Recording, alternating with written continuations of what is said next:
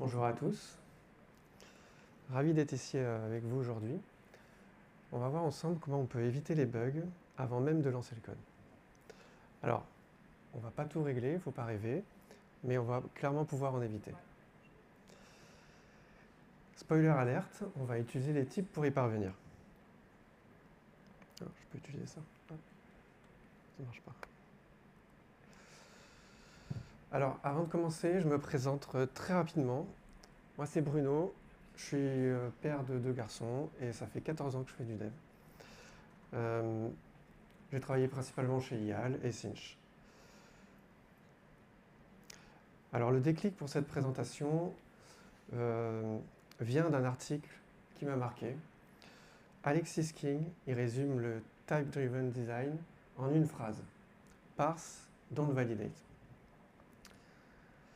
J'ai vu pas mal de bugs passer et je me suis rendu compte que beaucoup d'entre eux pouvaient être évités grâce à cette simple phrase.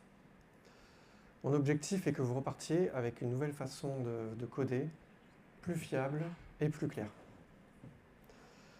Alors là, je vais reprendre l'exemple de l'article. Il est en Haskell, mais pas de panique, je vais vous le faire en Python pour que ce soit plus accessible. Alors c'est parti, on va attaquer et on va plonger dans du code, donc restez concentrés. On commence doucement avec une fonction très simple. Elle retourne le premier élément d'une séquence. Alors vous voyez ici, on a en Python la notation de type est facultatif. J'en mets parce que c'est le sujet du jour et je vais en abuser. Alors d'après vous, qu'est-ce qui pourrait mal se passer dans cette fonction? Alors évidemment, si on passe une liste vide, on a une erreur. Le problème, c'est que cette fonction est partielle. Elle ne gère pas tous les cas possibles. Et ce qu'on voudrait, c'est la rendre totale. A l'inverse, une fonction totale, c'est une fonction qui prend en compte toutes les entrées possibles, sans planter. Pour ça, il y a 2 options, et on commence tout de suite par celle qui paraît la plus évidente. Première solution, on va gérer le cas de la séquence vide en retournant none. Là, en l'exécutant, on se rend compte qu'il n'y a plus d'erreur, une liste vide donne none. Voyons ça dans un exemple concret. Utilisons plutôt notre fonction pour obtenir le premier répertoire d'une liste. Dans notre petit programme, il y a deux autres fonctions. On commence par la première, getConfigDirectories, qui retourne une séquence de chemin. Elle récupère une variable d'environnement, la transforme en liste de chemin. Si elle est vide, lève une exception, sinon retourne la liste. J'espère que je ne perds personne jusqu'ici.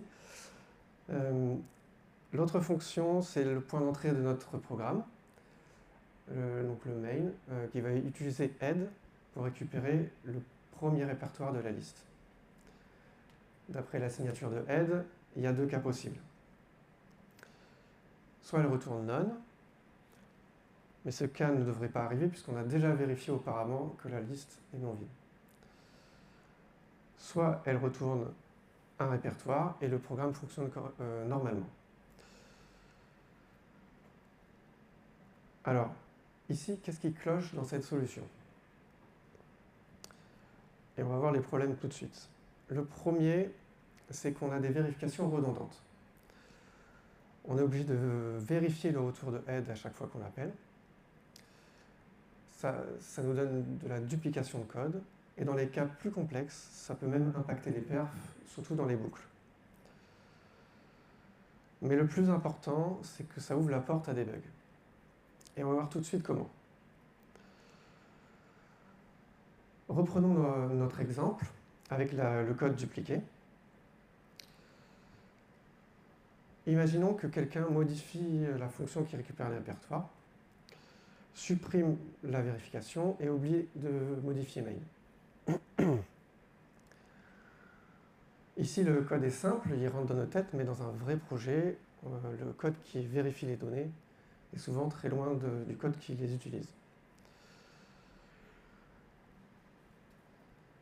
Dans notre main, le cas impossible de tout à l'heure devient possible.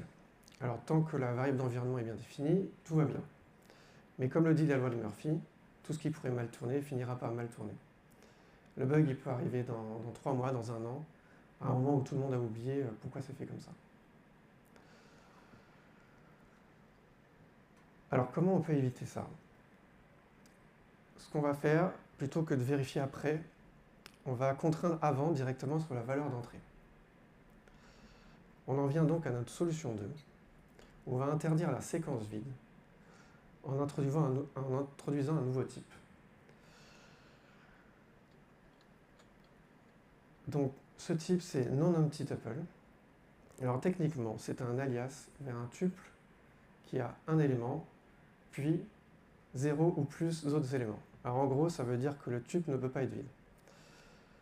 Cette astuce vient de l'article que j'ai cité dans la slide. Vous aurez un QR code après si vous voulez aller voir. Notre fonction n maintenant prend un objet non vide en paramètre, on n'a plus besoin de faire la vérification. Si on l'exécute, runtime, Python permet quand même de passer un tuple vide, on retrouve l'erreur du début. Mais on va s'en sortir avec un outil qui va analyser le typage statiquement en analysant le code source. Ici, MyPy, il dit que le tuple vide n'est pas compatible avec non-empty-tuple. Ce genre de retour peut vous être fait immédiatement par votre IDE. Ça vous donne une boucle de feedback très courte. Reprenons notre exemple des répertoires avec cette nouvelle version de head. La fonction getConfigDirectories change très peu. On va juste changer son type de retour, non-empty-tuple. Et aussi, elle va utiliser une fonction isNonEmpty qui va garantir que le tuple est non vide. TypeGuard dit à MyPy que si la condition est vraie, alors le paramètre est bien de type non-empty-tuple. Pareil, c'est très bien expliqué dans cet article-là si ça vous intéresse. Le main maintenant devient très simple. Le cas non n'existe plus, le bug qu'on a vu tout à l'heure ne peut plus arriver. Et le typage nous protège des erreurs. Si on essaie de faire autrement, nos outils vont nous dire qu'on fait n'importe quoi. Alors pour résumer, on avait une fonction qui plantait sur une séquence vide. On a d'abord géré le cas en retournant none. Ça nous a amené des vérifications redondantes et un risque de bug. On a ensuite interdit la séquence vide avec un nouveau type. Et là, une seule vérification suffit et le typage nous protège des erreurs. Mais alors, qu'est-ce que ça veut dire exactement parse don't validate? C'est exactement ce qu'on a fait dans la solution 2. On a parsé la variable d'environnement, en un type particulier. Et on va voir un dernier exemple pour bien comprendre ce que c'est. On va envoyer un message, un numéro de téléphone en utilisant l'approche validate. Donc on a une fonction de validation qui vérifie un format de numéro. Ici c'est très simple, n'envoyez surtout pas ça en production. La fonction d'envoi, elle, prend en paramètre un numéro de téléphone en chaîne de caractères. Donc on y ajoute un code défensif pour vérifier le format du numéro avant d'envoyer. Alors, il se pourrait qu'avant que l'erreur se produise, il y ait un appel API ou une écriture en base de données ou autre effet de bord. Et ce genre de cas est difficile à gérer. Et c'est dommage parce qu'on aurait pu éviter ça grâce à l'approche parse. Donc, voyons tout de suite la version parse. Comme tout à l'heure, on introduit un nouveau type, valid phone number ici. J'utilise newType parce que ça rentre en une ligne, mais ça peut très bien être une classe. Notre fonction de validation devient une fonction de parsing. Elle retourne un objet de type numéro de téléphone valide. La règle métier sur le format du numéro est représentée par ce nouveau type. À l'envoi, plus besoin de vérifier. Au lieu d'une chaîne de caractères, on a un vrai type métier qui en dit beaucoup plus et qui garantit que le format est correct. Alors vous voyez, il y a aussi un message en chaîne de caractères. Il se peut qu'il y ait des règles métiers associées à cet objet. Donc on va créer aussi un nouveau type. Alors j'ai pas mis la fonction de parsing ici, mais elle pourrait vérifier la taille du message ou l'encoding par exemple. Le typage conserve l'information sur ces règles métiers. Alors, avant de conclure, on va regarder cette fonction, juste la signature de la fonction qui est très mal nommée. Qui est capable de nous dire ce que fait la fonction? Un peu dur. On va essayer d'ajouter des annotations de type pour voir. Alors là, c'est des types primitifs, c'est pas beaucoup mieux. Alors on va mettre des types métiers du coup.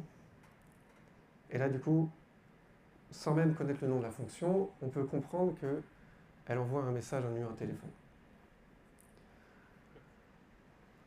Les types métiers donnent du sens à votre code. Si vous faites du DDD par exemple, vous pouvez utiliser l'Ubiquitous langage pour nommer vos types et avoir un vocabulaire qui est le même que celui des utilisateurs de l'application. Pour conclure, vérifiez qu'une seule fois vos données à l'entrée, en dehors de votre domaine métier. Ça évitera beaucoup d'erreurs, surtout s'il y a des effets de bord qui peuvent arriver. Typez vos données, ça aidera tout le monde à comprendre ce qu'on manipule. Utilisez des types métiers qui ont du sens et évitez les types primitifs de votre langage. Résultat, moins de bugs, des erreurs détectées avant même d'exécuter le code, et vous bénéficiez même d'une boucle de feedback immédiate via votre IDE, par exemple. C'est ça le vrai gain, c'est un code plus clair et plus fiable. Merci de votre attention. Merci au Tremplin Bordelais de m'avoir permis de faire cette présentation. Merci Anaïs de m'avoir coaché. Vous pouvez voir les slides grâce à ce QR code. Il y a les liens vers les articles que j'ai cités et d'autres liens que vous voyez ici. Voilà. Est-ce que vous avez des questions?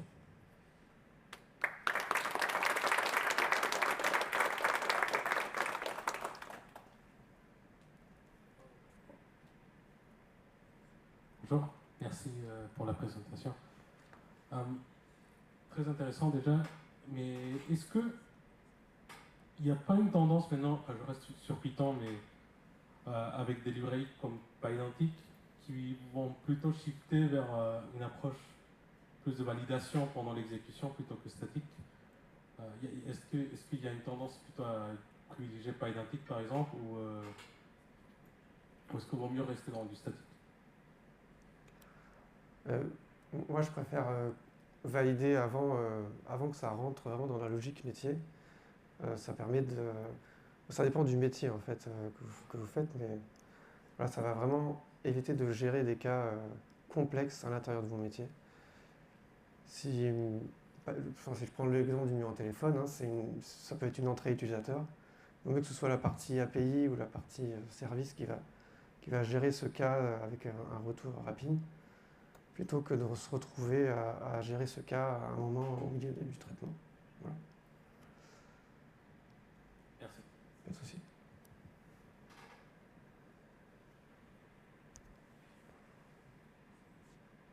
Question? Ouais. Et à force de rendre tout Python, je parle très fort de base, mais à force de rendre tout Python typage compatible, c'est quand même l'intérêt de faire du Python à la fin, parce que finalement, en prenant un langage de typé fort, et tu vas falloir retrouver les mêmes fonctionnalités. Oui, tu peux. Alors, j'ai fait en Python, mais c'est pas que pour Python, je m'adresse à tous les langages. Mais il y a quand même un intérêt, comme j'ai montré là, à bien typer les données, justement pour éviter ce genre de soucis comme il y a dans la présentation. Moi, je me suis vraiment rendu compte qu'il y a pas mal de bugs. On se dit, s'il y avait eu le bon typage, en fait, on l'aurait détecté tout de suite. On n'aurait pas eu un endroit où on ne s'y attendait pas du tout, alors que en fait, normalement, c'est pas possible de l'avoir. Voilà. Ça répond pas à ta question. Pas de souci. Merci.